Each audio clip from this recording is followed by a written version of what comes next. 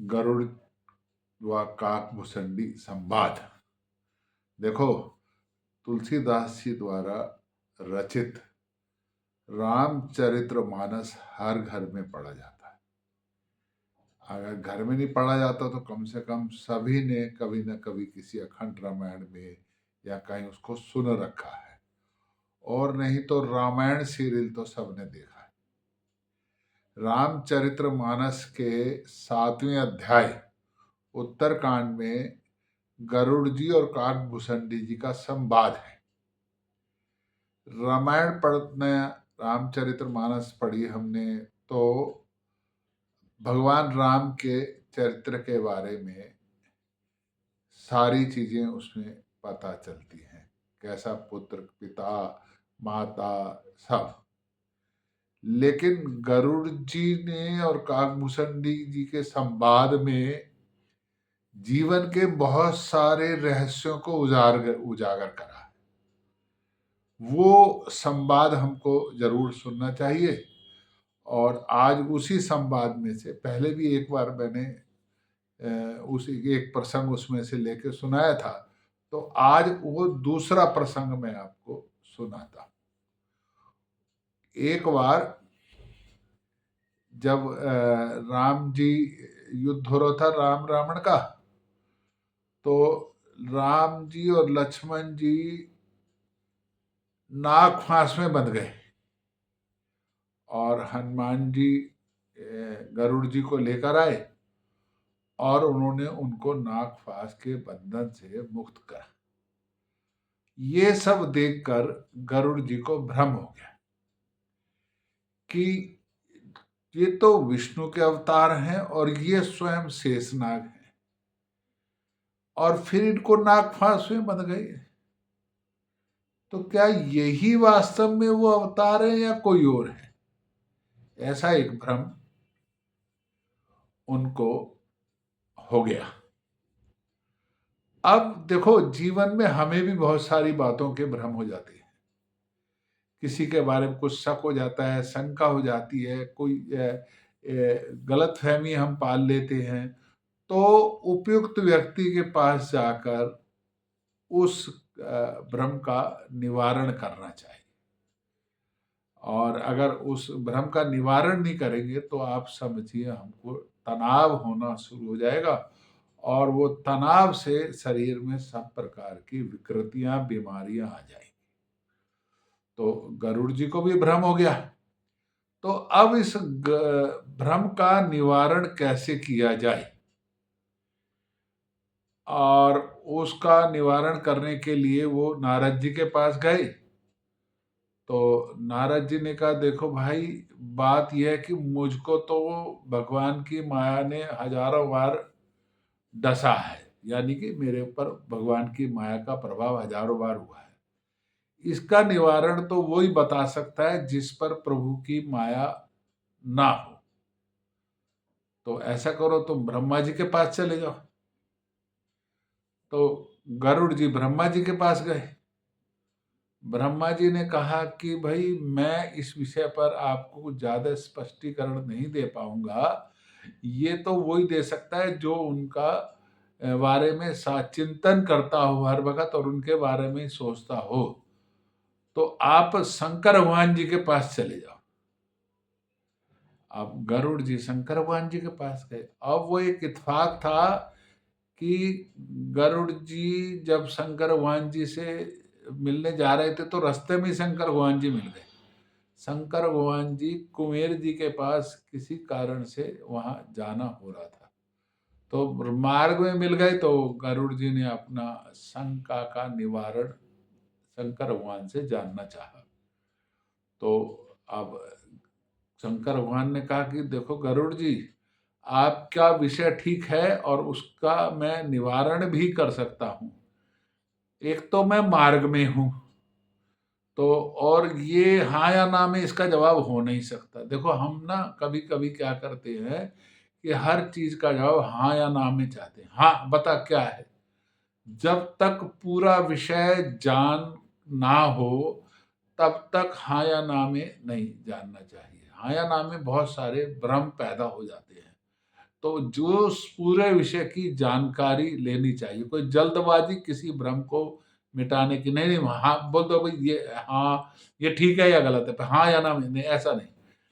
ठीक है या गलत है ये जानने के लिए हमको उस विषय के पूरे विस्तार में जाना चाहिए, है ना? और जल्दबाजी में कोई निर्णय नहीं करना चाहिए। तो शंकर भगवान ने कहा कि है ना, अब ये विषय को आपको जो विस्तार से समझा सकता है वो काकभूषणी जी हैं।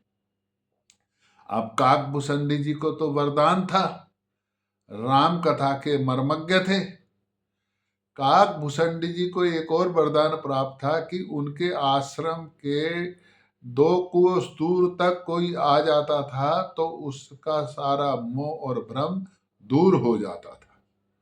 तो शंकर भगवान ने सोचा गरुड़ जी भी पक्षी, काकभूषणी जी पक्षी, आपस में बैठकर एक दूसरे से वार्तालाप करेंगे तो वार्तालाप भी अच्छी हो जाएगी और इनका गरुड़ जी का भ्रम भी दूर हो जाएगा। तो उन्होंने कहा आप काकभूषणी जी इस विषय के विद्वान हैं, आप उनके पास जाइए। तो गरुड़ जी उनके काकभूषणी जी के पास गए। अब जैसे ही मैंने पहले आपको बताया कि कई लोग होते ना, तो उनको वरदान प्राप्त था, तो जैसे ही वो उनके आश्रम कर पहुंचे तो उनका जो सारा मोह और भ्रम था दूर हो गया। लेकिन फिर भी उन्होंने कहा जब आए हैं तो विषय जा करके एक बार चर्चा कर लेते हैं। अब आए हैं तो चर्चा करने में क्या बुराई है, कल को कोई और विषय मन में आए तो इससे अच्छा है कि विषय पर चर्चा हो जाए। तो वो वहां पर गए और जा करके अपना सारा विषय उन्होंने समझाया। तो जैसा मैंने आपको पहले बताया था वही बात काकभूषणी जी ने बोली कि गरुड़ जी देखो, ये सारे विषय को समझने के लिए पहले आपको राम जी की पूरी गाथा सुननी पड़ेगी।